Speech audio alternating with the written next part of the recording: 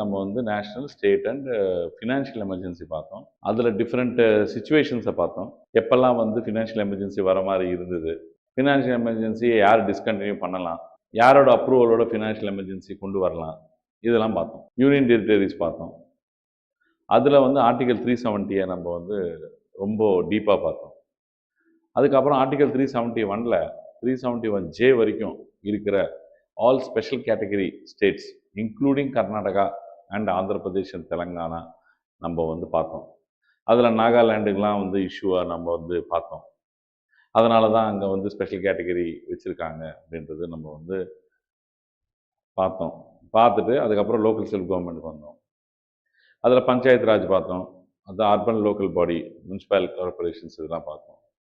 அதுலேயும் 3 லெவல் இருக்கிறத பார்த்தோம். இதுலேயும் 3 லெவல் இருக்கிறத பார்த்தோம். அதுக்கப்புறம் அது வந்து extension to the tribal areas பார்த்தோம். அதேயோட கனெக்டட் டாபிக் வந்து schedule 5 and 6. Other then Assam, Tripura, Meghalaya and Mizoram மிச்ச ட்ரைபல் ஏரியாஸ் எல்லாத்தையும் ப்ரொடெக்ட் பண்ண வேண்டிய கடமை பிரசிடெண்ட்டுக்கு, சென்ட்ரல் கவர்மெண்ட்டுக்கு இருக்குதுன்னு நம்ம வந்து ஆர்டிகல் ஸ்கெட்யூல் 5ல் பார்த்தோம். ஸ்கெட்யூல் 6 வந்து அசாம், திரிபுரா, மேகாலயா, மிசோராமை எப்படி காப்பாற்றணும், அங்கே இருக்கிற சென்சிட்டிவிட்டியை எப்படி வந்து காப்பாற்றணும், எல்லாம் செய்யணும் அப்படின்றத பொறுத்து நேற்று பார்த்தோம். பார்த்துட்டு சுப்ரீம் கோர்ட்டுக்கு நம்ம லெஜிஸ்லேச்சர், எக்ஸிக்யூட்டிவ் சக்ஸஸ்ஃபுல்லாக முடிச்சிட்டோம். ஹாரிசான்டல் டிஸ்ட்ரிபியூஷன் ஆஃப் பவரில் லெஜிஸ்லேச்சரும் எக்ஸிக்யூட்டிவும் முடிச்சிட்டோம். இப்போ ஜுடிஷியரியை பார்த்துட்டு சில ஏரியாஸு ரொம்ப இயர்மார்க் பண்ணி வச்சுருக்கேன். ஜுடிஷியரியில் பர்டிகுலராக ஸ்லைட்ஸ் கிரியேட் பண்ணியிருக்கேன். அது எப்படின்னா, ஜுடிஷியரியில் வழக்கமாக நம்ம ஸ்கிப் பண்ணுற ஏரியாஸ், நம்மளுக்கு தெரியும் அப்படின்னு நினச்சி நம்ம ஸ்கிப் பண்ணுற ஏரியாஸு, வழக்கமாக நம்ம வந்து பார்லமெண்ட்டுக்கு, ஸ்டேட் லெஜிஸ்லேச்சருக்கு ஃபண்டமெண்டல் ரைட்ஸு, டிபிஎஸ்பி கொடுக்குற இம்பார்ட்டன்ஸ் நம்ம வந்து ஜுடிஷியரிக்கு ப்ரிப்ரேஷனில் யூஸ்வலாக கொடுக்க மாட்டோம். ஆர்டிக்கல் மட்டும் நான் வச்சுக்கிறதுக்கு ட்ரை பண்ணுவோம். டிஃப்ரென்சஸ் புரிஞ்சுக்கிறதுக்கு நம்ம என்றைக்குமே வந்து பெருசாக ட்ரை பண்ண மாட்டோம். சுப்ரீம் கோர்ட்டுக்கு, ஹை கோர்ட்டுக்கு and lower courts, district courts and subordinate courts எப்படி சிஸ்டம் இருக்குது அப்படின்றது புரிஞ்சுக்கிறது ஒரு ஒரு என்னது ஒரு தீர்க்கமாக வந்து ஒரு ரெடி பண்ணி வச்சுருக்கேன். அது ஒன்று ஒன்றா நம்ம வந்து பார்த்துக்கிட்டே வில் கோ. சுப்ரீம் கோர்ட்டில் 124லேருந்து 143 வரைக்கும் இருக்கிற எல்லா ஆர்டிகல்ஸும் இம்பார்ட்டன்ட். 124 பார்த்தீங்கன்னா எப்படி சுப்ரீம் கோர்ட் வந்து எஸ்டாப்ளிஷ் ஆச்சு எல்லாமே. ஃபர்ஸ்ட் சுப்ரீம் கோர்ட் எஸ்டாப்ளிஷ் ஆனது இந்தியாவில் 1773 ரெகுலேட்டிங் ஆக்ட்ல. அங்கேருந்து நான் சொல்லிட்டு வரணும்னு அவசியம் இல்லை. ஏன்னா இண்டிபெண்டன்ட் ஜுடிஷியரி இருக்கணுன்றது அப்போ இருக்கிற பிரிட்டிஷ் கிரவுன் முடிவு பண்ணாங்க. இங்கே இருக்கிற ஈஸ்ட் இந்தியா கம்பெனி கிட்ட அந்த கவர்னர் ஜெனரல் ஆஃப் பெங்கால் கிட்டேயே நம்ம வந்து கொடுத்துட்டா அவங்களே வந்து தண்டனை கொடுக்கறது, அவங்களே தீர்ப்பு தர்றது, அவங்களே வந்து சட்டத்தை அமல்படுத்துறதெல்லாம் சரி வராது அப்படின்னு முடிவு பண்ணது. ஸோ எப்பவுமே இண்டிபெண்டன்ட் ஜுடிஷியரி வந்து நம்ம யூஎஸ்லேருந்து எடுத்துக்கிட்டோம். யூஎஸ்லேருந்து சிஸ்டமாக எடுத்துக்கிட்டோம். அதுக்காக தான் நீங்கள் இப்போ பார்த்தீங்கன்னா இப்போ நடந்த லீக்ஸு, ஜுடிஷியரியோட லீக்ஸு, ட்ரம்ப் எல்லாம் வெளியே வந்தார், மோடிலாம் போயிட்டு ஏதோ வந்து, ஸோ இந்த மாதிரிலாம் நிறைய இது எல்லாம் ரூமர்ஸாக என்னன்னு தெரியல, ரெக்கார்ட்ஸ் வந்து லீக் ஆயிருக்கு. அந்த ரெக்கார்ட்ஸை நம்ம இந்தியாவில் லீக்கே ஆயிருக்காது. நம்மளும் இண்டிபெண்டன்ட் ஜுடிஷியரி தான். ஆனாலும் யோசிப்பாங்க, அங்கே பாருங்க எவ்வளோ இண்டிபெண்ட்னு. ஜுடிஷியரிக்கும் எக்ஸிக்யூட்டிவ்க்கும் சுத்தமாக லிங்கே இல்லை. புரியுதுங்களா? அவங்க பாட்டுக்கு தனி லைனில் போயிட்டு இருப்பாங்க. சுப்ரீம் கோர்ட் வந்து ஒரு court of record, seat of supreme court. அப்படின்னா சுப்ரீம் கோர்ட் இப்போ எங்கே இருக்கணும், இப்போ இந்தியாவில் டெல்லியில் இருக்கணும்னு முடிவு பண்ணாங்க. அது எல்லாமே வந்து எப்படி பண்ணணும், எப்படி இருக்கணும்ன்றது எல்லாமே கான்ஸ்டியூஷனில் கொடுக்கப்பட்டிருக்கு. இப்படி தான் பொதுவாக வந்து உங்களோட செட்டப் இருக்கும். சுப்ரீம் கோர்ட்டு, ஹை கோர்ட்டு, கீழே இருக்கிற ஜேஎம் கோர்ட்டு, அப்புறம் வந்து உங்களுக்கு district magistrate court, sessions court, இது எல்லாமே பார்த்தீங்கன்னா ஒரே சிஸ்டம்ல டிஃப்ரெண்ட் ஆர்கன்ஸ், அவ்வளவுதான். இவங்களுக்கு என்ன பவர்ஸ் இருக்கு அப்படின்னாலும் சுப்ரீம் பவர் வந்து சுப்ரீம் பவர் கோர்ட்டுக்கு தான் இருக்கு. இவங்க என்ன பண்ணாலும் இவங்க தான் வந்து எல்லாமே அப்படின்ற மாதிரி. இப்போ ஹை கோர்ட்ஸ் வந்து சுப்ரீம் கோர்ட்டுக்கு சபார்டினேட் அல்ல. ஆனா ஹை கோர்ட்ஸ் ஏதாவது ஒரு விஷயத்த தப்பா டீல் பண்றாங்க அப்படின்னா சுப்ரீம் கோர்ட் எப்ப வேணாலும் தலையிடும். அது கிட்டத்தட்ட சென்ட்ரல் கவர்மெண்ட் ஸ்டேட் கவர்மெண்ட்ல தலையிடுற மாதிரி. கான்ஸ்டியூஷன் டைரக்ஷன் கொடுக்குறாங்க சென்ட்ரல் கவர்மெண்ட், ஸ்டேட் கவர்மெண்ட் அதை ஃபாலோ பண்ணல, நேஷனல் செக்யூரிட்டி இஷ்யூ வருது, அப்போ ஸ்டேட் கவர்மெண்ட்டை சஸ்பெண்ட் பண்ற பவர் அங்க மேல இருக்கு. அதே அந்த மாதிரி சஸ்பென்ஷன் இல்லைன்னாலும் சில சில சில தீர்ப்புகளை மாற்றி எழுதுற சக்தி எல்லா கோர்ட்டும் அப்பர் கோர்ட்ஸுக்கும் இருக்கு. பொதுவா ஹை கோர்ட்ஸ்க்கும் சுப்ரீம் கோர்ட்டுக்கும் பொதுவா சேம் பவர் பொதுவா. ஆனா சுப்ரீம் கோர்ட்ல ஒரு எக்ஸ்க்ளூசிவா சில பவர்ஸ் இருக்கு, ஹை கோர்ட்டுக்கு இல்லாதது இருக்கு. ஆனாலும் மேக்சிமம் பவர்ஸ் பாத்தீங்கன்னா ஒரு ஹை கோர்ட்ல தீர்ப்பு வந்தாலே கதை முடிஞ்சதுன்னு அர்த்தம்.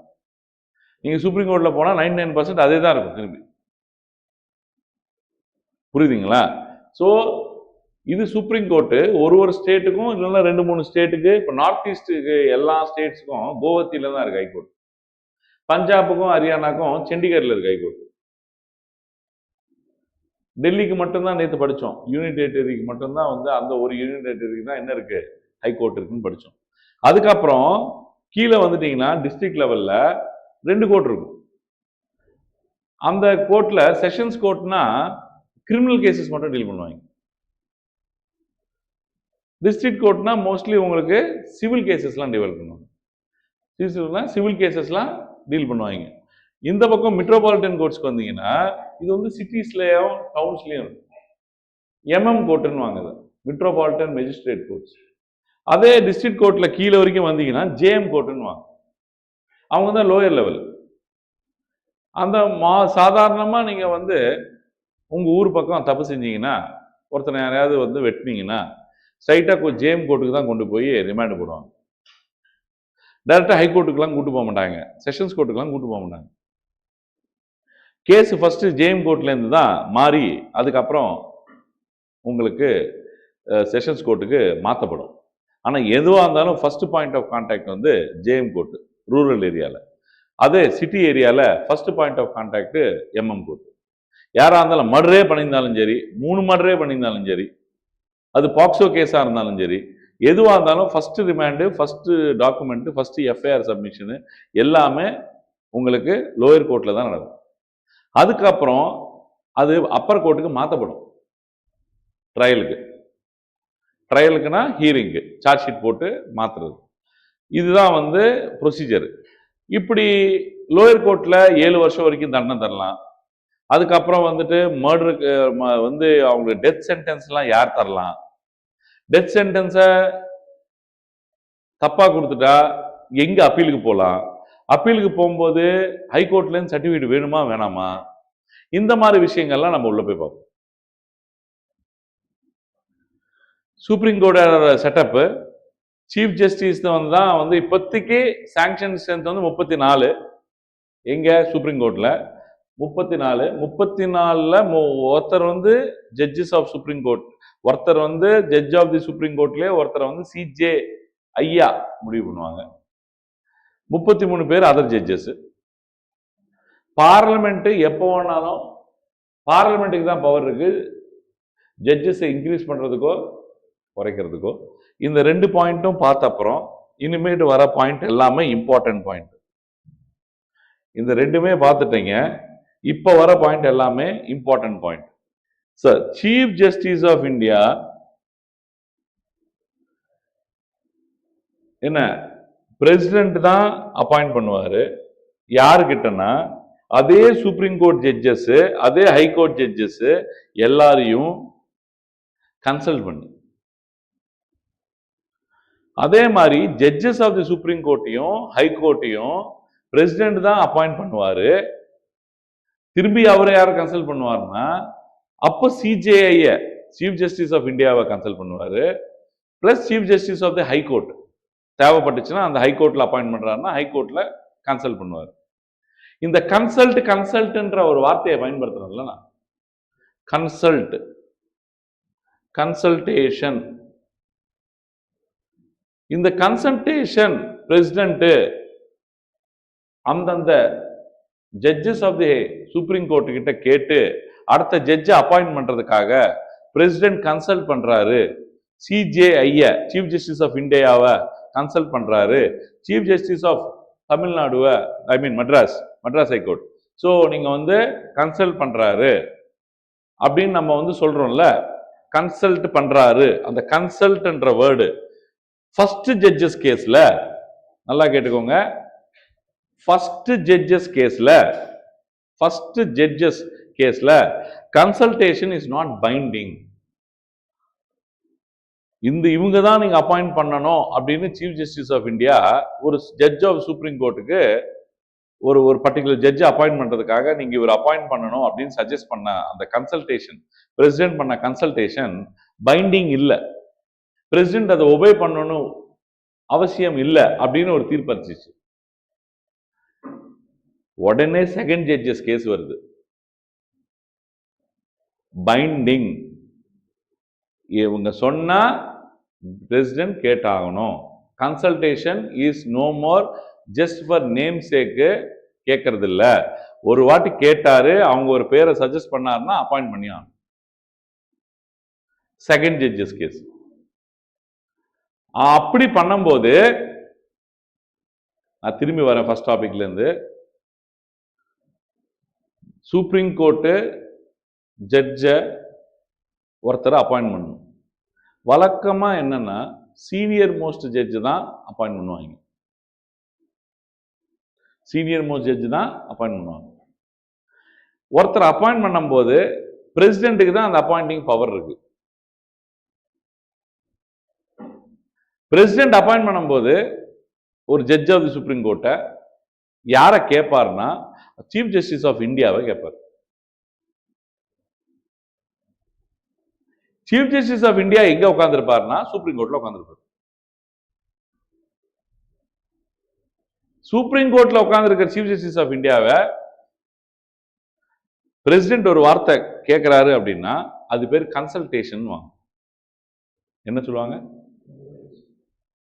கன்சல்டேஷன் வந்து பேருக்கு கன்சல்டேஷனா இல்லைன்னா கன்ஃபார்மா ஒரு சீஃப் ஜஸ்டிஸ் ஆஃப் இந்தியா சொல்றதை கேட்டுக்கணுமா பிரசிடென்ட் அப்படின்றது ஃபர்ஸ்ட் ஜட்ஜஸ் கேஸ்ல முடிவு பண்ணாங்க.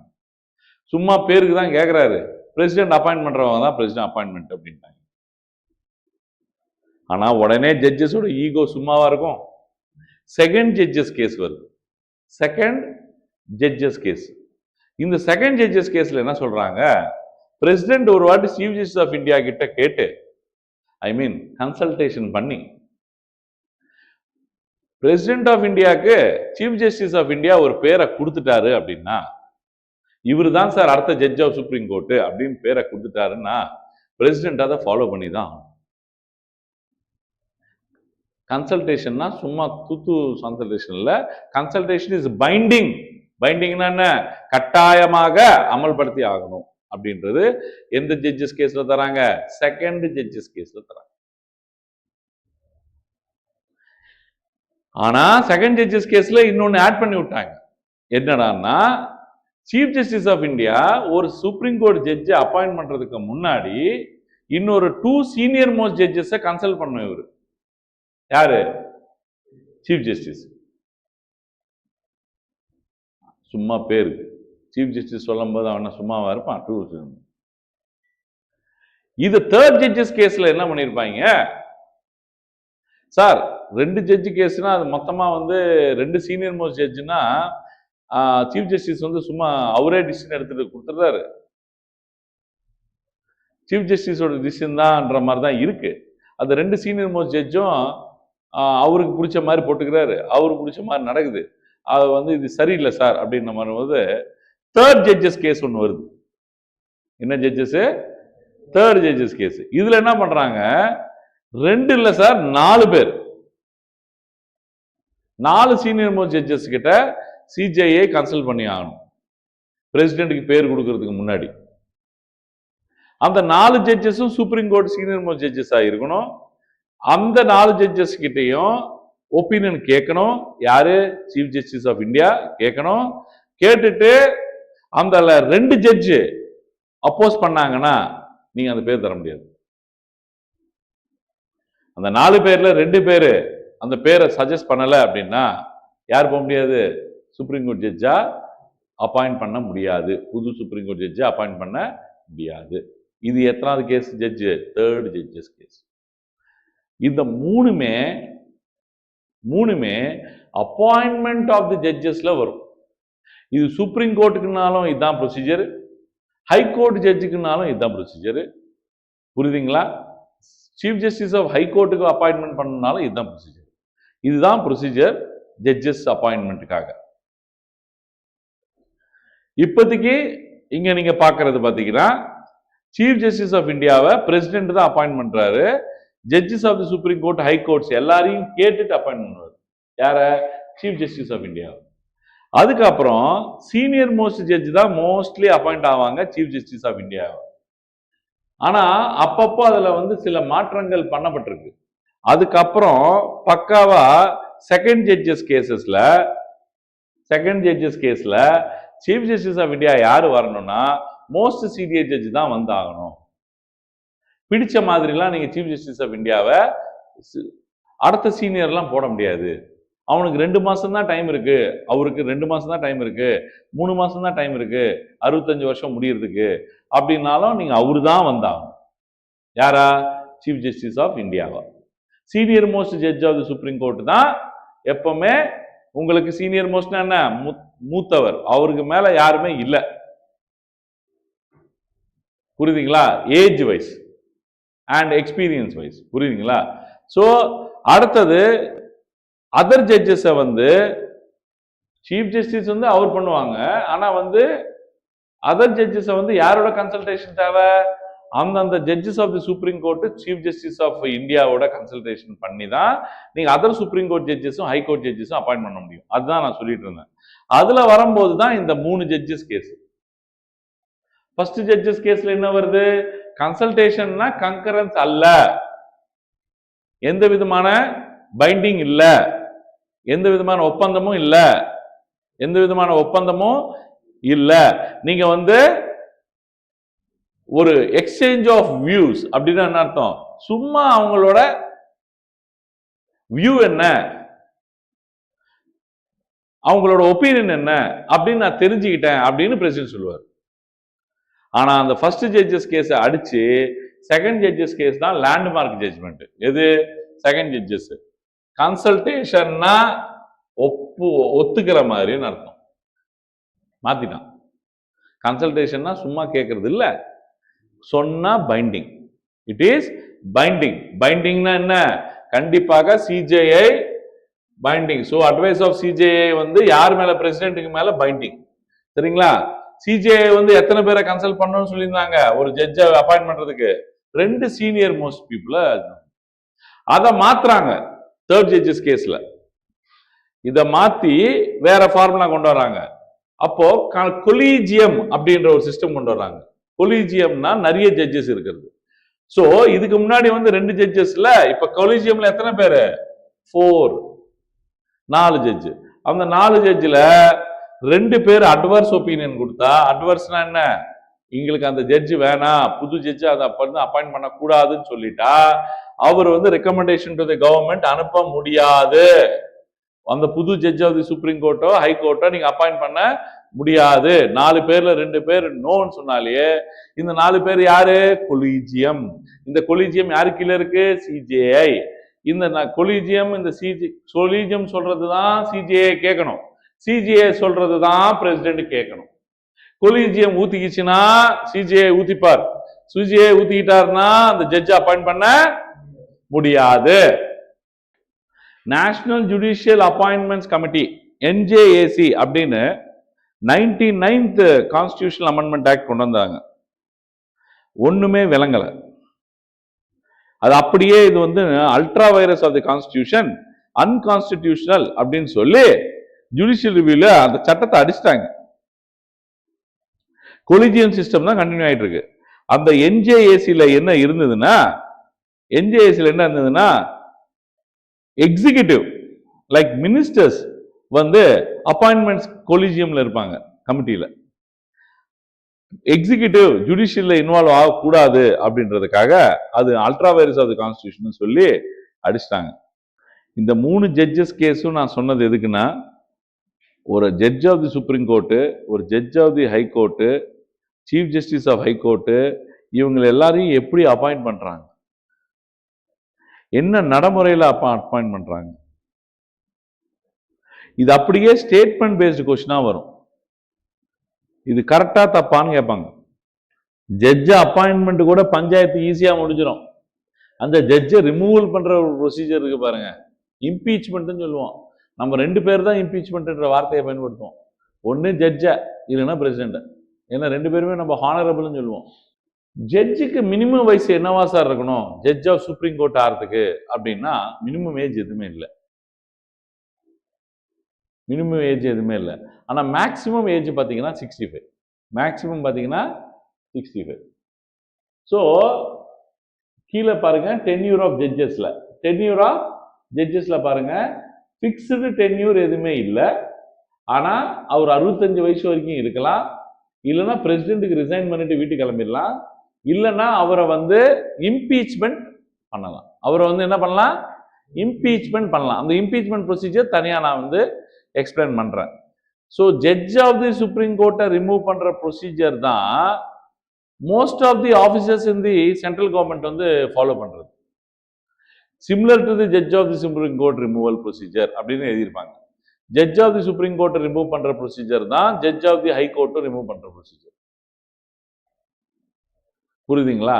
இந்த மாதிரி தான் பல ஆஃபீஸ்ல, பல கான்ஸ்டிடியூஷனல் பாடிஸ்ல இருக்கிற சேர்மேனோ கமிஷனரையோ இவங்க எல்லாரையும் ரிமூவ் பண்ற ப்ரொசீஜர் வந்து judge of the supreme court எப்படி ரிமூவ் பண்றாங்களோ அப்படிதான் இவங்களையும் ரிமூவ் பண்ணுவாங்கன்னு ஒரு வார்த்தையை சொல்லிட்டு விட்டுருவாங்க. புரியுதுங்களா? இல்லைன்னா உங்களுக்கு ஸ்டேட்மெண்ட்டே கேட்பாங்க, இந்த ஆஃபீஸில் இருக்கிற பர்சனை என்ன judge of the supreme court ப்ரொசீஜரில் தான் ரிமூவ் பண்ணுவாங்களா அப்படின்னு கேட்பாங்க. ஸோ இதெல்லாம் ஸ்டேட்மெண்ட் பேஸ்டு கொஷின்ஸ். ஸோ அதுக்காக ஃபர்ஸ்ட் நம்ம வந்து ஜட்ஜ் ஆஃப் தி சுப்ரீம் கோர்ட்டை எப்படி ரிமூவ் பண்ணுவாங்க அப்படின்றது தெரிஞ்சுக்கணும். ஃபர்ஸ்ட் வந்து அவர்கிட்ட இன்கெப்பாசிட்டி இருக்கு அப்படின்னா பிரசிடென்ட்டே ரிமூவ் பண்ணிடுவாரு. இல்லைன்னா மிஸ்பிஹேவியர் இருக்கு அப்படின்னா பிரசிடென்ட்டே ரிமூவ் பண்ணிடுவார். ரெண்டாவது பார்த்தீங்கன்னா tribunal, composition of tribunal is judges inquiry act 1968. அது வந்து இம்பார்ஷியல் ட்ரிபியூனல் அப்படின்னா நியூட்ரலா இருக்கிற ட்ரிபியூனல் ஒருத்தங்க வந்து முடிவு பண்ணி ரிமூவ் பண்றது. ஃபர்ஸ்ட் வந்து இம்பீச்மெண்ட் ப்ரொசீஜர். ரெண்டாவது வந்து உள்ளே இன்கொயரி கண்டக்ட் பண்ணி உள்ளே தூக்குறது. எது அதிகமான கேவலம்னா ரெண்டுமே பெரிய கேவலம் தான். ஃபர்ஸ்ட் ஜட்ஜை ரிமூவ் பண்றதே ஒரு கேவலம். எவனா நியூட்ரலா இருக்க வேண்டியவங்க தான் ஜட்ஜு. அதனாலதான் லார்ட்ஷிப்னு சொல்றோம் அவங்கள. புரியுதுங்களா? எப்படி சார் ரிமூவ் பண்றாங்க அப்படின்றது பாத்தீங்கன்னா ஃபர்ஸ்ட் ரவுண்டு, இந்த ரவுண்ட்ல நான் எக்ஸ்பிளைன் பண்றேன், ஓரளவுக்கு எவ்வளவு புரியுதுன்னு பாருங்க. நம்ம வந்து பிரசிடென்ட் ரிமூவலை பத்தி படிச்சோம், இம்பீச்மெண்ட் பத்தி. சிமிலரா இருக்கும். ஆனா அங்க வந்து எஃபெக்டிவ் மெஜாரிட்டி தேவை, 360 பேர் ஓட்டு போடணும். இங்க அவ்வளவு தேவை. புரியுதுங்களா? மினிமம் 100 பேர் கையெழுத்து போட்டு லோக்சபால, அதே ராஜ்யசபால 50 பேர் கையெழுத்து போட்டு ஸ்பீக்கருக்கு இல்லைன்னா சேர்மேனுக்கு கொடுக்கணும். நீங்க ஃபர்ஸ்ட் ப்ரொசீஜர். அப்படின்னா 100 எம்பி கையெழுத்து போட்டு இவரை தூக்கணும், 50 ராஜ்யசபா எம்பி கையெழுத்து போட்டு இவரை தூக்கணும் அப்படின்னு சேர்மேனுக்கு கொடுக்கணும். அதே லோக்சபால ஸ்பீக்கர் கொடுக்கணும்.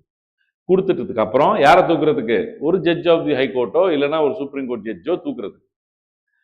இது அந்த மோஷன் அட்மிட் பண்ணிட்டாங்கன்னா, மோஷன்னா என்னன்னு தெரியணும்னா நீங்க வந்து எங்க போகணும், பார்லிமெண்ட்ல போய் படிச்சுட்டு வரணும். சரிங்களா? வீடியோஸ் பார்க்க ஆரம்பிச்சிட்டீங்களா? வீடியோஸ் பார்க்க ஆரம்பிக்கணும், முடிச்சிடணும். ஆனா அப்போ இந்த மோஷன் அட்மிட் பண்ணிட்டாங்கன்னா சேம் பிரசிடென்ட்க்கு அப்பாயிண்ட் பண்ற மாதிரியே ஒரு 3 மெம்பர் கமிட்டியை அப்பாயிண்ட் பண்ணுவாங்க. அதுல யார் சார் இருப்பாங்கன்னா சுப்ரீம் கோர்ட் ஜட்ஜ் இருப்பாங்க, ஒரு சீஃப் ஜஸ்டிஸ் ஆஃப் ஹைகோர்ட் இருப்பாங்க, ஒரு ஜூரிஸ்ட் இருப்பாங்க, ஒரு சீனியர் மோஸ்ட் அட்வொகேட் மாதிரி. லாவை நல்லா அக்குப்படியா தெரிஞ்சவன் போடுவாங்க. இதை இன்வெஸ்டிகேட் பண்ணுவாங்க. எப்பவுமே இன்வெஸ்டிகேஷன் வந்து அதர் எங்க வந்து இன்ட்ரடியூஸ் பண்ணாங்களோ அதர் ஹவுஸ்ல தான் இன்வெஸ்டிகேஷன் பண்ணுவாங்க. ராஜ்யசபால இன்ட்ரடியூஸ் பண்ணாங்க மோஷன்னா, இன்வெஸ்டிகேஷன் எப்ப எங்க பண்ண முடியும்? லோக்சபால தான் பண்ண முடியும். லோக்சபால வந்து இவர் impeachment or removal procedure start ஆச்சுன்னா நீங்க இன்வெஸ்டிகேஷன் எங்க பண்ண முடியும்? 3 மெம்பர் கமிட்டியோட Rajya Sabha. If the committee finds the judge to be guilty and எந்த ஹவுஸ்ல இன்ட்ரடியூஸ் ஆயிருக்கோ அவங்க வந்து அந்த மோஷனை கன்சிடர் பண்ணலாம். Majority of the total membership of the house, majority of not less than 2/3 members present and voting, special மெஜாரிட்டியோட நான் ஆல்ரெடி இது உங்களுக்கு எக்ஸ்பிளைன் பண்ணிட்டேன். ஸ்பெஷல் மெஜாரிட்டினா ஒரு அதிகமான எம்பிஸ் வந்து வாக்களித்தா அவரை வந்து ரிமூவ் பண்ணிடுவாங்க. ரிமூவ் பண்ணதுக்கு அப்புறம் எந்த ஹவுஸ்ல வந்து இது இன்ட்ரடியூஸ் ஆச்சோ ஸ்பெஷல் மெஜாரிட்டியோட, அப்புறம் அதர் ஹவுஸ்க்கும் போய் அங்கேயும் ஸ்பெஷல் மெஜாரிட்டியில அது பாஸ் ஆகும். முடிஞ்சு போச்சு. இது பாஸ் ஆனதுக்கு அப்புறம் பிரசிடென்ட்டுக்கு அனுப்பி அவரை வந்து பிரசிடென்ட்டுக்கு அனுப்பணும்னா அவர் கையெழுத்து போடுவார். கையெழுத்து போட்ட அடுத்த second judge impeached. Judge impeach.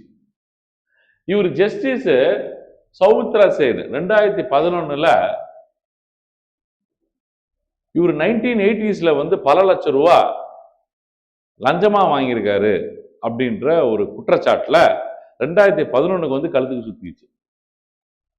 Calcutta ஹைகோர்ட்ல இருந்தார் இவரு. கல்கத்தா ஹைகோர்ட்ல இருந்தாரு. அந்த நேரத்துல இவருக்கு வந்து அந்த கழுத்துக்கு வந்து சுத்திக்கிச்சு. சுத்திக்கிட்டது அப்புறம் இவர் என்ன முடிவு பண்றாரு? இம்பீச்மெண்ட் ப்ரொசீஜர் நடந்துட்டு இருக்கும் போது இவரே ரிசைன் பண்ணி வெளியே போயிருவார்.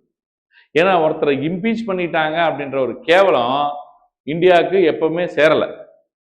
சரிங்களா? நிறைய பேரை இம்பீச்மெண்ட் பண்றதுக்கு வந்தாங்க, வந்து ரிமூவ் பண்றதுக்கு ஒரு சிச்சுவேஷன் வந்துச்சு. ஆனா அந்தந்த கவர்மெண்ட் அப்பப்ப காப்பாத்தி விட்டுருச்சு. ஏன்னா இந்த கேவலம் வந்து நடக்க வேணாம், இது வந்து ரொம்ப அவமானம். ஒரு பிரசிடென்ட் ரிமூவ் பண்றது, ஒரு ஜட்ஜை ரிமூவ் பண்றது ஒரு பெரிய அவமானமான செயல். ஏன்னா எத்தனை தீர்ப்பு கொடுத்துருப்பாரு அவர் நியூட்ரலா. ஸோ அவரே வந்து மிஸ்பிஹேவியர், அவரே வந்து மிஸ்அப்ராப்ரியேஷன் ஆஃப் ஃபண்ட்ஸ் எல்லாம் வந்து ஊழல் பண்ணியிருக்காரு அப்படின்றது வந்து ஒரு நாட்டுக்கு நல்ல விஷயம் இல்லை. அப்போ இவரை வந்து மொத்தத்துக்கு ரிமூவ் பண்ணி பண்றதுக்கு முன்னாடியே இவரே கையெழுத்து போட்டு கிளம்பிட்டாரு. இப்போ ரீசெண்டா ஜஸ்டிஸ் வர்மா அலகாபாத் ஹைகோர்ட்ல இருந்து ஒரு ஜஸ்டிஸ் வர்மாவை வந்து இம்பீச்மெண்ட் ப்ரொசீஜர் வந்து ஸ்டார்ட் பண்ணியிருந்தாங்க. என்னடான்னா அவர் வீட்டில் ஒரு ஃபயர் ஆக்சிடென்ட் ஒன்று நடந்துச்சு. கட்டுக்கட்டா பணம் கிடைக்குது. நீங்க என்னதான் காரணம் சொல்ல முடியும்? ஃபயரை நிறுத்த போனவங்களுக்கு கட்டுக்கட்டா பணம் கிடைக்குது. என்னதான் காரணத்தை சொல்ல முடியும்? அவ்வளோ அவமானம். அந்த ப்ரொசீஜரை பத்தி நம்ம கொஞ்ச நேரத்தில் பார்ப்போம். அதுல என்ன நடந்தது ஃபைனலான்றது கூட நம்ம பார்ப்போம். இன்னொரு வாட்டி நான் அந்த எக்ஸாம்பிள் சொல்றதுக்கு முன்னாடி இந்த ப்ரொசீஜரை ஒரு வாட்டி காப்பி பண்ணிக்கணும். ஜஸ்டிஸ் வர்மா கதை அலகாபாத் ஹைகோர்ட்ல இருந்து அந்த கேஷ் மாட்டிச்சுல டெல்லி ரெசிடென்ஸ், அவரோட டெல்லி வீட்டில் மாட்டிச்சுது. டெல்லி வீட்டில் ஃபயர் பர்சனல் வந்து அவரோட வீடு பத்திக்கிச்சுன்னு சொல்லிட்டு மொத்தத்துக்கு அவங்க வீட்டுக்குள்ள என்டர் ஆயிருக்காங்க. Official Delhi residence. அவருக்கு வந்து ஆக்சுவலி அலகாபாத் ஹைகோர்ட்ல இருந்தாலும் அவருக்கு இங்க வந்து ஒரு ரெசிடென்ஸ் வந்து டெல்லி ஹைகோர்ட்ல வேலை செய்யும் போது கொடுத்துருந்தாங்க. So partially burnt currency socks மூட்டை மூட்டையா கண்டுபிடிச்சிருக்காங்க. எவ்வளோ? மூட்டை. தரித்திரம் உச்சை கட்டத்தில் இருக்கும்போது, நெத்தியில் தாண்டவாடும் போது இந்த மாதிரி ஃபயர்லாம் நடக்கும். அதுக்கப்புறம் 3 ஜட்ஜ் கமிட்டி ஒன்று வைக்கணும்னு சொன்னாங்கல்ல, இன்ஹவுஸ் இன்கொயரி. இன்ஹவுஸ் இன்கொயரினா என்ன? ஜட்ஜஸ் இன்கொயரி ஆக்ட் 1968 பிரகாரம் பார்லிமெண்ட்டுக்கு போறதுக்கு முன்னாடி உள்ளேயே ஒரு இன்கொயரி பண்ணுவாங்க. இன்டர்னல் இன்கொயரி பண்ணி, ஆமா இவருக்கு தான் இந்த பணத்தை பக்காவா எவிடன்சஸ் இருக்கு, கண்ட்ரோல் ஓவர் ஃபண்ட்ஸ் வந்து ஜட்ஜஸ் கிட்ட இருக்கு அப்படின்னு கண்டுபிடிச்சிட்டாரு. அப்புறம் இம்பீச்மெண்ட் நோட்டீசஸ் எத்தனை பேரு? 100 பேர் கொடுக்கணும். எவ்வளவு பேர் கொடுத்துருக்காங்க? 140 பேர் கொடுத்துட்டதுக்கு அப்புறம் சுப்ரீம் கோர்ட் ரிட் பிட்டிஷனை இவரு போடுறாரு. சார், இது வந்து தப்பா பண்றாங்க, இன்வெஸ்டிகேஷன் என் மேல வந்து பழி சுமத்துறாங்க அப்படின்னு சொல்லி இவர் போடுறாங்க. இவர் போட்டாலும் அதை எடுத்து பக்கத்துல வச்சு இவர் மேல வந்து சார்ஜஸை ஃப்ரேம் பண்ணுங்க, விட்னஸஸை எக்ஸாமின் பண்ணுங்க அப்படின்னு 3 மெம்பர் கமிட்டி பார்லிமெண்ட்ல போடுறாங்கல்ல, 3 மெம்பர் கமிட்டி அவங்க வந்து முடிவு பண்ணிட்டாங்க. இன்வெஸ்டிகேஷன் ஸ்டார்ட் பண்ண சொல்லிட்டாங்க. ஸ்டார்ட் பண்ணதுக்கு அப்புறம் இதுதான் அந்த டைம் லைனு. இதுதான் வந்து இது டைம் லைனு. மார்ச் 14 ஃபயர் நடக்குது. மார்ச் 22 இன்டர்னல் இன்கொயரி நடத்துறாங்க, ஜட்ஜஸ் இன்கொயரி ஆக்ட் பிரகாரம். சரிங்களா? அலகாபாத் வந்து அதுக்கப்புறம் சுப்ரீம் கோர்ட் வந்து வர்மாவோட ஹவுஸை தேடுறாங்க. அப்புறம் சிஜேஐ பார் கவுன்சில் வந்து மீட் பண்றாங்க. மீட் பண்ணி அவரோட டிரான்ஸ்பரை நிறுத்த சொல்றாங்க. அப்புறம் எஃப்ஐஆர் பிட்டிஷனை அவர் மேல போடுறது வந்து நிறுத்த சொல்றாங்க. ஃபைனலி இவரு கூட இம்பீச்மெண்ட் போறதுக்கு முன்னாடியே தரித்திரம் நான் ரிசைன் பண்ணிடுறேன்னு சொல்லி அவரு ஏப்ரல் 10 ரிசைன் பண்ணிடுறாரு. ஏப்ரல் 10 இவங்கெல்லாம் வந்து ரிசைன் பண்ணிட்டாலும் இவர் ஏன் இவங்க எல்லாரையும் ரொம்ப ப்ராசிக்யூட் பண்ணி உள்ள போட்டு ஜெயில எல்லாம் பண்ணலன்னா இவரெல்லாம் ஜெயில போட்டு அசிங்கமா? இப்ப நான் டிஎஸ்பி இன்னும் அரெஸ்ட் பண்ணிட்டு போனா எவ்வளவு கேவலம் போலீஸ். சாத்தாங்குளம் கேஸ்ல தான் நடந்துச்சு. இன்ஸ்பெக்டர் எல்லாம் போய் கேரளால மறைஞ்சிருந்தாரு. போயிட்டு இன்னொரு இன்ஸ்பெக்டர் பேட்ச்மேட்டே போய் பிடிச்சிட்டு வரான். இன்னைக்கு தூக்கு தண்டனை போட்டாங்க. நான் ஒரு டிஎஸ்பி எத்தனை பேர் அரெஸ்ட் பண்ணு சொல்லியிருப்பேன். இப்போ இன்னொருத்தங்க வந்து வீட்டுக்கு வந்து அரெஸ்ட் பண்ணிட்டு போறாங்கன்னா எவ்வளவு கேவலம் அது. அதே மாதிரி எத்தனை பேர் அவர் ஜெயில போட்டிருப்பாரு. இவர் போய் ஜெயில உட்காந்தா எவ்வளவு கேவலம். அந்த தரித்திரத்துக்காக இவங்க ரிசைன் பண்ணிட்டு போனாலே, யாரு சௌமித்ரா சென் ரிசைன் பண்ணிட்டு போனா போய் தொலைன்ட்டாங்க, இவரும் ரிசைன் பண்ணிட்டு போனா போய் தொலைன்ட்டாங்க.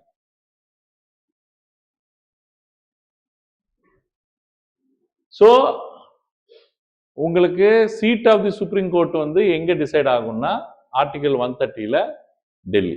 எங்க? டெல்லி. அதுக்கப்புறம்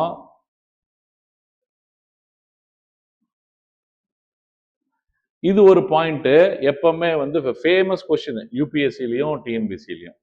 ஒரு ஜட்ஜ் ரிட்டையர் ஆயிட்டாரு ஹைகோர்ட்லயோ சுப்ரீம் கோர்ட்லயோ அப்படின்னா டெம்பரரி பீரியடுக்கு எப்போ வேணாலும் சீஃப் ஜஸ்டிஸ் ஆஃப் இந்தியா அவங்கள கூப்பிட்டு வேலை வாங்கலாம்.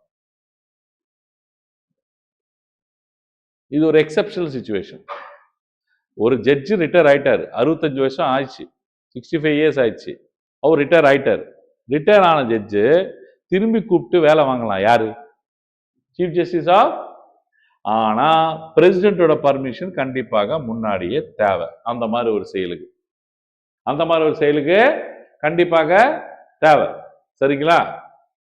அவரு அந்த மாதிரி ஜட்ஜா வந்தவர் சந்திரமுகியா முழுசா மாற முடியாது. சந்திரமுகியா பிஹேவ் பண்ணலாம். சந்திரமுகியாவே ஆயிடக்கூடாது, ஆயிர மாட்டாங்க. ஜட்ஜ் ஆஃப் சுப்ரீம் கோர்ட்டா ரிட்டையர் ஆனவரை ஜட்ஜ் ஆஃப் சுப்ரீம் கோர்ட்டா இருக்கிறதுக்காக சிஜிஐ கூப்பிட்டாருன்னா அவர் எல்லா powers of the supreme court ஜட்ஜும் வச்சிருப்பாரு. ஆனா ஜட்ஜ் ஆஃப் சுப்ரீம் கோர்ட் ஆக முடியாது. அப்படின்னா அந்த சலுகை எல்லாம் கிடைக்கும் பாத்தீங்களா, அதெல்லாம் வந்து ஒரு அபிஷியல் ரெசிடென்ஸ் கொடுக்கறது, புரியுதுங்களா? இந்த மாதிரி சில விஷயங்கள்லாம் நிறைய விஷயங்கள் இருக்கு. அவருக்கு வந்து அந்த ஜட்ஜ் ஆஃப் தி சுப்ரீம் கோர்ட்டோட பவர்ஸ் அவர் என்ஜாய் பண்ணலாம், தவிர judge of the supreme court முழுமையாக அவர் மாற முடியாது. ஏன்னா ரிட்டையர்டு. அந்த பாயிண்ட் வந்து நான் வச்சுக்கணும். இந்த மூணுமே கொஸ்டின் ஏரியா. அதை மட்டும் காப்பி பண்ணிக்கோங்க. ரிட்டையர்டு ஜட்ஜஸை பத்தி நம்மளுக்கு திருப்பி ரீஅப்பாயின்மெண்ட்டுக்கு பாசிபிலிட்டி இருக்கா? இருக்கு. ஆனா full judge of the supreme court ஆவாரா? ஆக மாட்டாரு. பவர்ஸ் என்ஜாய் பண்ணலாமா? பண்ணலாம். நான் என்ன சொல்ல வரேன்னா 33 பேர் சுப்ரீம் கோர்ட் ஜட்ஜு, ஒருத்தர் வந்து chief justice of the India. இதுதான் வந்து 34 பேர் இருக்காங்க. கரெக்டா? இவர் 35 ஆக முடியாதுன்ற, இவரை சேர்த்து 35 ஆக்க முடியாதுன்ற. ஆனா ரிட்டையர்டு ஜட்ஜி ஒர்க் பண்ணிட்டு இருப்பாரு. ஏதோ ஒரு முக்கியமான கேஸ் வரும்போது சில ஜட்ஜஸ் வந்து எக்ஸ்பர்ட்டா இருப்பாங்க. அயோத்தியா கேஸ் மாதிரி, ஆர்டிகல் 370 மாதிரி, இதுலலாம் எக்ஸ்பர்ட்டா இருப்பாங்க. அந்த மாதிரி எக்ஸ்பர்ட் ரிட்டையர் ஆயிருப்பாரு. அவருக்கு அதுக்கு மட்டும் கூப்பிட்டு வேலை வாங்கிட்டு அதுக்கப்புறம் அனுப்பிச்சிருவாங்க. பிரசிடென்ட்டோட கன்கரன்ஸ் கண்டிப்பாக தேவை. இந்த மாதிரி ரிட்டையர்டு ஜட்ஜஸை திருப்பி சுப்ரீம் கோர்ட் ஜட்ஜா கொண்டு வரதுக்கு, ஹைகோர்ட் ஜட்ஜா கொண்டு வரதுக்கு. இன்னொன்னு என்னன்னா, பினான்சியல் எமர்ஜென்சி அப்போ ஆர்டிகல் 360 அப்போ judges of the supreme court ஹைகோர்ட்டும் நம்ம சேலரிஸை குறைக்கலாம் அப்படின்றது பார்த்தோம். சாதாரண நேரத்தில் அது குறைக்க முடியாது. இப்போ பட்ஜெட்டை பாஸ் பண்ணும்போது ஓட்டபிள், நான் ஓட்டபிள் ஐட்டம்ஸ் இருக்கும். இதெல்லாம் ஓட்டு போட்டு இதுக்கு இவ்வளவு செலவு பண்ணலாம் அப்படின்னு ஓட்டு போட்டு ஒரு பில்லை பாஸ் பண்றது வேற. சில ஐட்டம்லாம் ஓட்டே போடக்கூடாது, ஆட்டோமேட்டிக்கா பட்ஜெட் அலாட் ஆகி நீங்க போயிட்டே இருக்கணும். For example defence, high court, supreme court salaries, புரியுதுங்களா? இந்த மாதிரி. ஸோ அந்த பாயிண்ட்டும் கொஸ்டின் கேட்பாங்க. சேலரிஸு, பென்ஷன்ஸு, அலவன்சஸ் எல்லாமே கான்சாலிடேட்டட் ஃபண்ட் ஆஃப் இந்தியாவிலேருந்து எடுத்துப்பாங்க. நான் உங்ககிட்ட சொன்னேன், கான்சாலிடேட்டட் ஃபண்ட் ஆஃப் இந்தியான்னா, கான்சாலிடேட்டட் ஃபண்ட் ஆஃப் இந்தியான்னா இந்தியாவில் கலெக்ட் பண்ற எல்லா டாக்ஸஸும் எல்லா ரெவன்யூவும் அதுக்குள்ள தான் போகும். செலவு பண்றதும் அந்த இருந்து தான் நம்ம அப்ராப்ரியேஷன் பில்லு வழியாக ஆர்டிகல் 113 வழியாக நம்ம வந்து வித்ட்ரா பண்ணுவோம். அந்த வித்ட்ரா பண்ணும்போது பட்ஜெட்ல இதுக்கெல்லாம் இந்த பிரிட்ஜ் கட்டுறதுக்கு இவ்வளோ, இந்த ஹைவே கட்டுறதுக்கு இவ்வளோ அப்படின்னு ஓட் பண்ணுவாங்க. பட்ஜெட்ல ஓட்டே பண்ணாம எடுக்க வேண்டிய காசு எதுன்னா சுப்ரீம் கோர்ட்டோட, ஹைகோர்ட்டோட ஜட்ஜஸோட சேலரிஸ். நீங்க கொடுக்கலாமா வேணாமான்னு ஓட்டிங்கே நடத்தக்கூடாது, கொடுத்தாகணும். ஆனா இந்த மாதிரி ஆளுங்களோட சேலரி கூட நீங்க பினான்சியல் எமர்ஜென்சி அப்போ குறைச்சிக்கலாம். ஏன்னா நாடு கஷ்டத்துல இருக்கும்போது ஜட்ஜஸ் குலுங்கக்கூடாது, அவங்களும் அந்த பெயினை பகிர்ந்துக்கணும் அப்படின்றது அவங்களோட இது.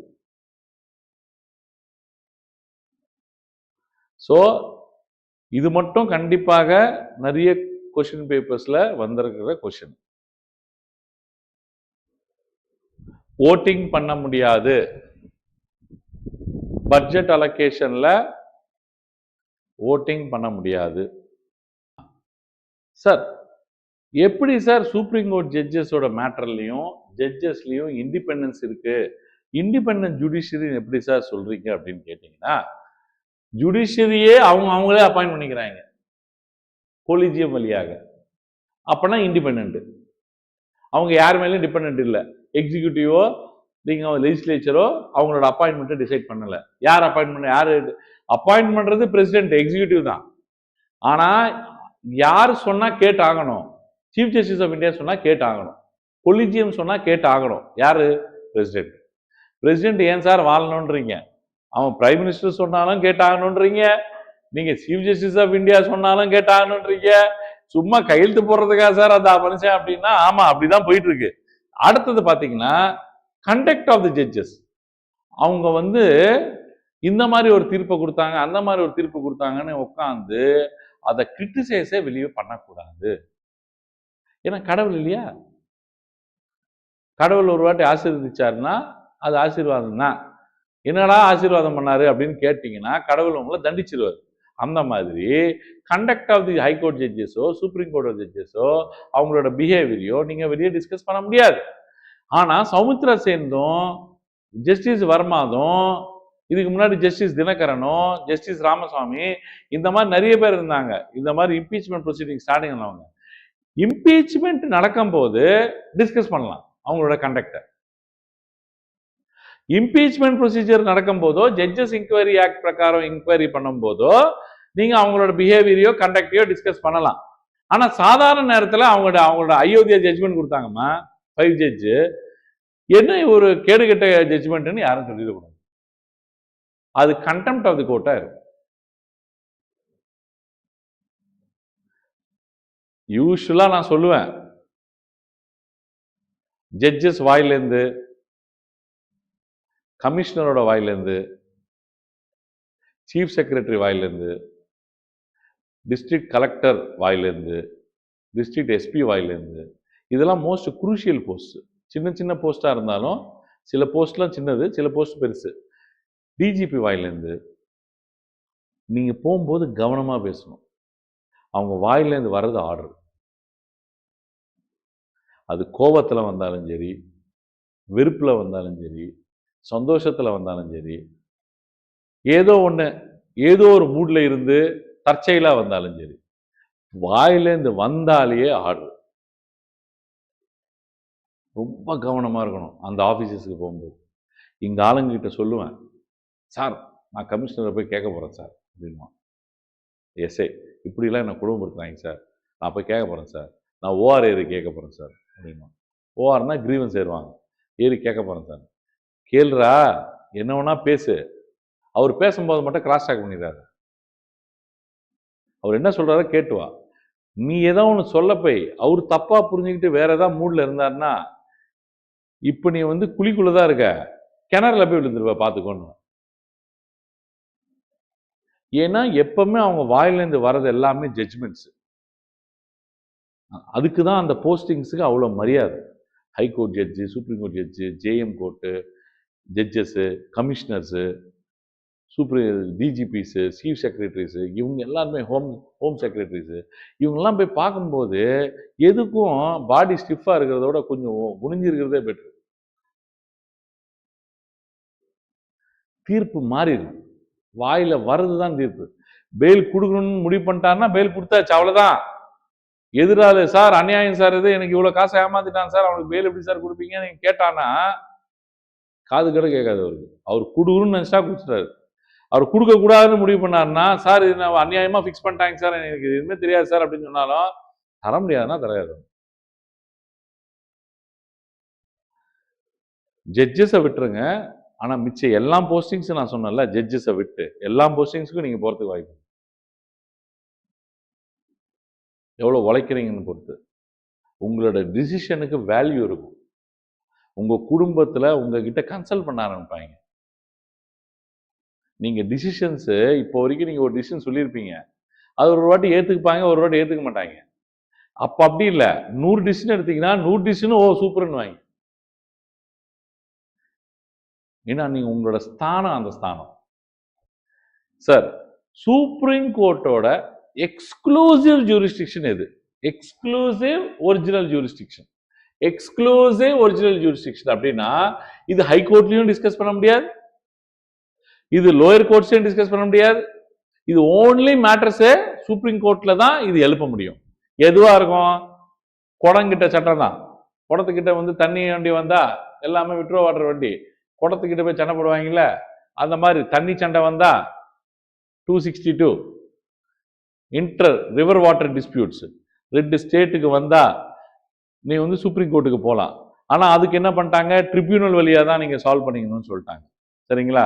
அப்போ வேற ஏதாவது பிரச்சனைகள் வந்தா, ஒரு 2 ஸ்டேட்டுக்கு பிரச்சனை, 3 ஸ்டேட்டுக்கு பிரச்சனை, ஸ்டேட்டுக்கும் சென்டருக்கும் பிரச்சனை, இப்ப டிஎம்கேக்கும் பிஜேபிக்கும் ஆகாது, 2 பேருக்கும் பிரச்சனை, ஏதோ ஒரு கேஸை போட்டு தாறுமாறா உட்காந்து சுப்ரீம் கோர்ட்ல வந்து கேட்டுட்டு இருக்காங்கன்னு வச்சுக்கோங்க, அங்க உட்காந்து supreme court original jurisdiction. So ஸ்டேட்ஸுக்குள்ள வர பிரச்சனைகள் எப்பவுமே வந்து ஒரிஜினல் ஜூரிஸ்டிக்ஷன் ஆஃப்.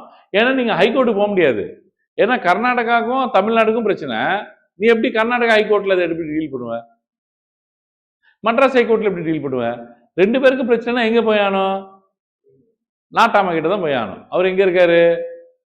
டெல்லியில இருக்காரு. புரியுதுங்களா உங்களுக்கு? எலெக்ஷன் டிஸ்பியூட்ஸ் பர்டிகுலர்லி பிரசிடென்ட்டும் வைஸ் பிரசிடென்ட்டும் கரெக்டா நடத்தல எலெக்ஷனை, proportional representation of means of single transfer ஓட்ல பாத்தீங்கன்னா 2வது வர ஓட்டை 3வது வர ஓட்டை கரெக்டா கால்குலேட் பண்ணி உள்ள போடல அப்படின்னு ஏதாவது ஒரு டிஸ்கிரிபன்சி போட்டாங்கன்னா, இங்க ஒரு பிட்டிஷனை போட்டாங்கன்னா யார் பார்க்க முடியும்? சுப்ரீம் கோர்ட் தான் பார்க்க முடியும். அதே மாதிரி இன்டர்ஸ்டேட் வாட்டர் டிஸ்பியூட்ஸ் யாரு டஸ் நாட் எக்ஸ்டெண்ட். அதுக்கப்புறம் ஃபினான்ஸ் கமிஷன் மேட்டருக்கு does not extend, expenses between central ஸ்டேட்டுக்கு டஸ் நாட் எக்ஸ்பெண்ட், கமர்ஷியல் நேச்சருக்கு டஸ் நாட் எக்ஸ்டெண்ட், கான்ஸ்டியூஷன் வரதுக்கு முன்னாடி இருக்கிற பிரச்சனைகள் does not extend, treaty or agreement வந்து நீங்க வந்து இந்த டிஸ்பியூட்டுக்கு சம்மந்தம் இல்லாம உட்கார்ந்து இருக்கிறது அதுக்கும் டஸ் நாட் எக்ஸ்டெண்ட். ஸோ எதுக்கெல்லாம் வந்து ஒரிஜினல் ஜூரிஸ்டிக்ஷன் வராதுன்றது இது, எதுக்கெல்லாம் வரும்னு சொல்றது இது. பார்த்தீங்கன்னா இதுதான் கொஸ்டின். எங்க உங்க யூபிஎஸ்சிலையும் டிஎன்பிசிலையும் கொஸ்டின் இப்படி தான் கேட்பான். சுப்ரீம் கோர்ட்டோட ஒரிஜினல் ஜூரிஸ்டிக்ஷன் எந்தெந்த சிச்சுவேஷன்ஸ்ல வரும் அப்படின்னு சொல்லிட்டு இதுலேருந்து ஒரு ஸ்டேட்மெண்ட்டை கொடுப்பான், இதுலேருந்து ஒரு ஸ்டேட்மெண்ட்டை கொடுப்பான். இது statement 1 is right, statement 2 is wrong, அங்கே 1 and 2 are right, 1 only right. Sir statement கொஸ்டின்லாம் கேட்குறாங்க சார், பயங்கர டஃப்பாக இருக்குது sir paper sir, group 1 paper மாதிரியே இல்லை சார், ஏதோ உட்காந்து ரா ஏஜென்ட்டுக்கு எடுக்கிற மாதிரி எடுக்கிறாங்க சார், என்ன சார் இது? பிரச்சனை என்னன்னா நீங்க பிரிச்சு படிக்கல. இது இப்போ இதே இது லட்சுமிகாந்த்லயோ இல்லைன்னா அவங்களோட சமச்சீர் கல்வி புக்ஸ்லயோ அங்கங்க இருக்கும் இந்த பாயிண்ட். ஒரு இடத்துல கரெக்டா பிரிச்சு நீங்க வந்து அத இது பலவாட்டி ரிப்பீட்டடா படிச்சா வர கிளாரிட்டி,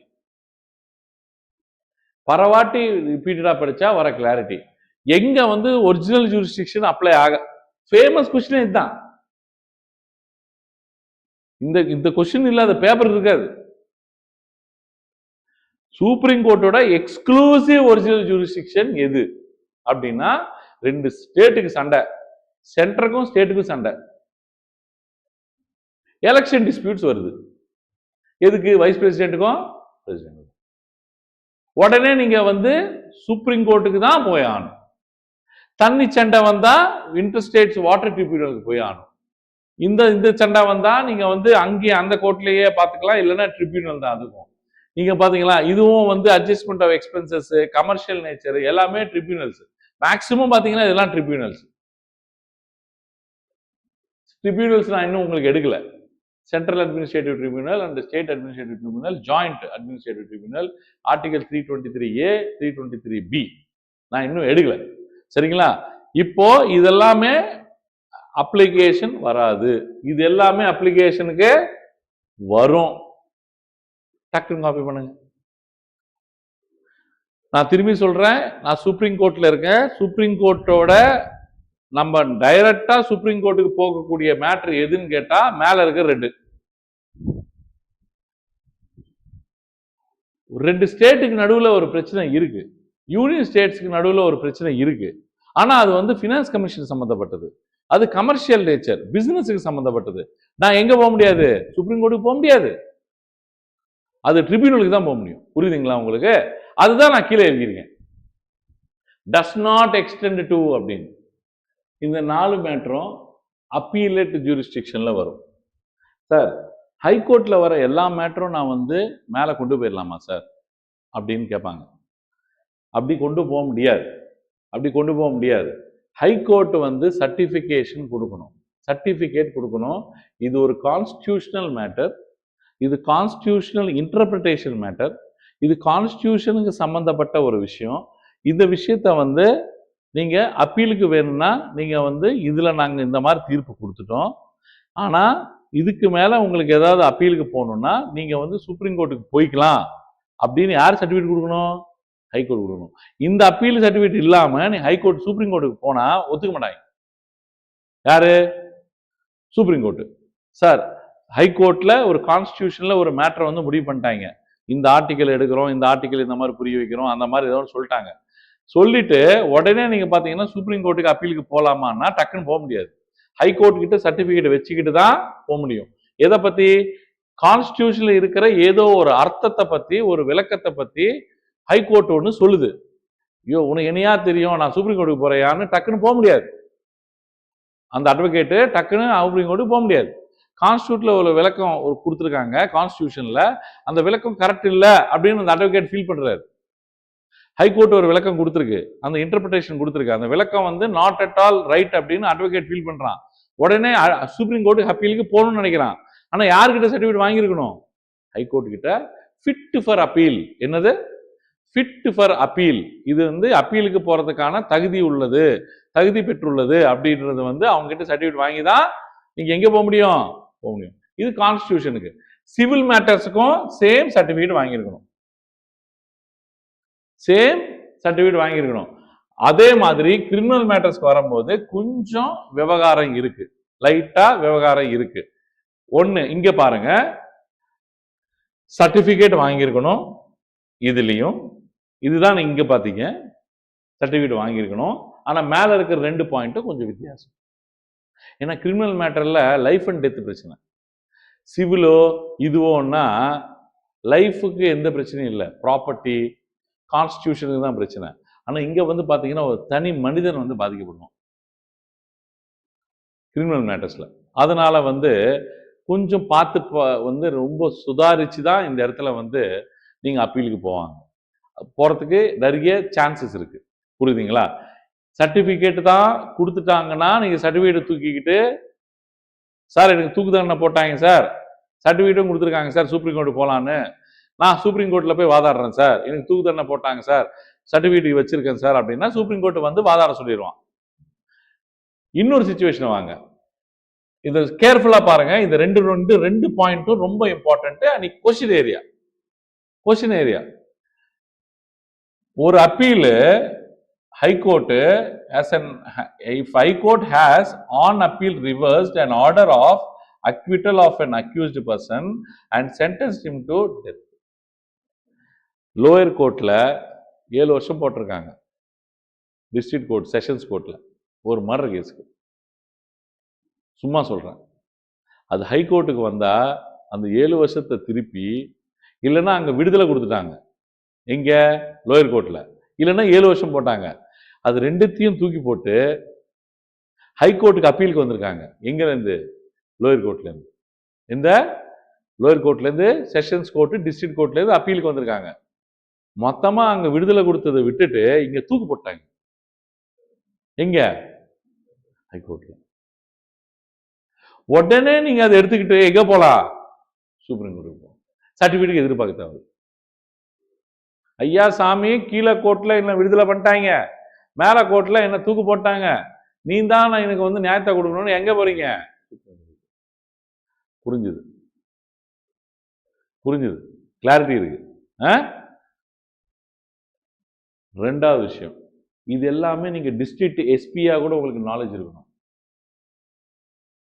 புரியுதுங்களா உங்களுக்கு? நீங்க வந்து சிஆர்பிசி படிச்சு ஐபிசி படிச்சோ, இல்லைன்னா இப்போ பிஎன்எஸ்எஸ் இதெல்லாம் வந்திருக்கு. இப்போ அது ஐபிசிக்கெல்லாம் பேரை மாத்தி பாரதிய நியாய அப்படிலாம் வந்திருக்குல்ல. இந்த மாதிரி வந்து நேச்சர், இது காமன் நாலேஜ், அது ஸ்பெசிபிக் நாலேஜ். அடுத்தது இந்த பாயிண்ட்டுக்கு வந்து பாத்தீங்கன்னா, இந்த பாயிண்ட் கிளாரிட்டி இருக்கு, இந்த பாயிண்ட்டும் கிளாரிட்டி இருக்கு. has taken before itself any case from any subordinate court and convicted the accused to death.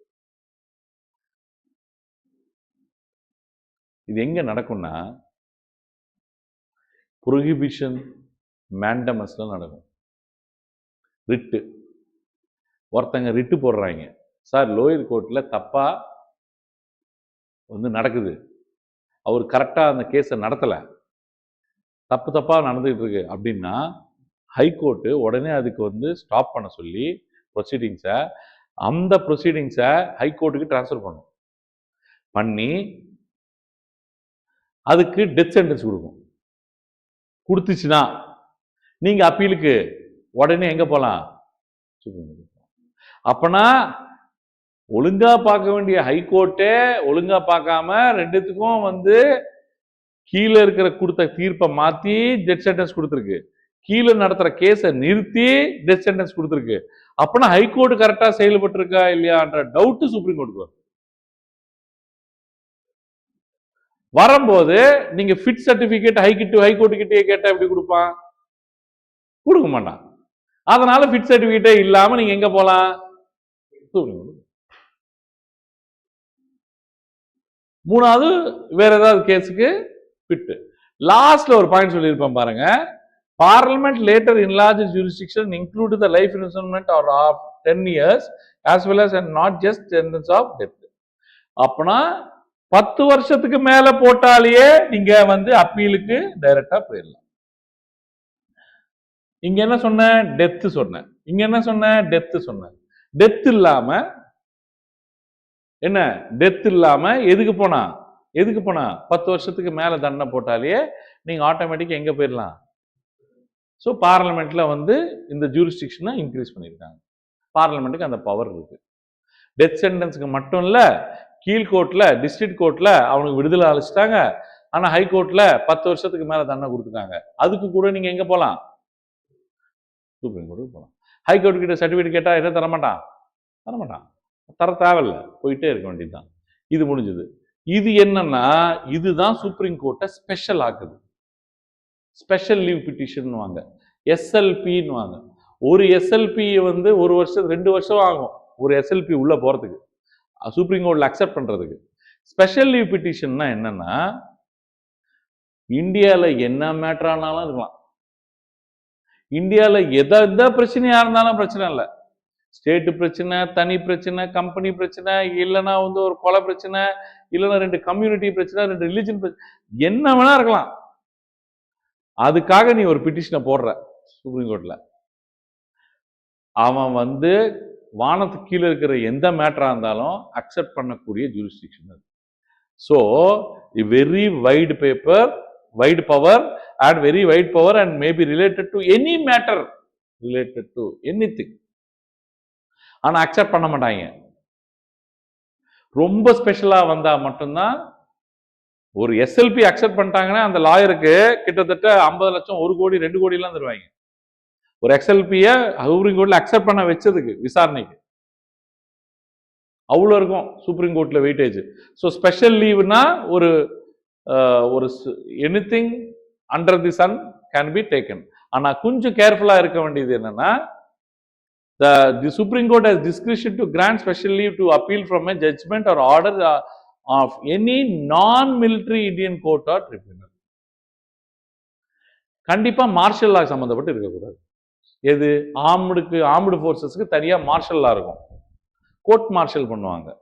அங்க வந்து அவங்களுக்குன்னு தனி சட்டம், அவங்களுக்குன்னு தனியா உங்களுக்கு வந்து எல்லாமே தீர்ப்புகள் வழங்கப்படும். அதுல கொடுக்க தீர்ப்பை நீங்களுக்கு வந்து மாத்தி கொடுங்கன்னு யாருக்கிட்ட கேட்க முடியாது, சுப்ரீம் கோர்ட்ல கேட்க முடியாது. அது மட்டும்தான் அந்த வானத்தை கீழே இருக்கிற சப்ஜெக்ட்ல எக்ஸப்ஷன். மிச்ச எல்லா சப்ஜெக்டையும் சுப்ரீம் கோர்ட் எடுத்து பண்ணலாம். அது பேர் என்ன சொல்வீங்கன்னா, special leave petition, SLP petition or special leave, which is also very special power of supreme court. எது முடியுமோ அதை காப்பி பண்ணிக்கோங்க, எது முடியலையோ அதை விட்டுருங்க. உங்களுக்கு எது தேவையோ அதை காப்பி பண்ணிக்கோங்க.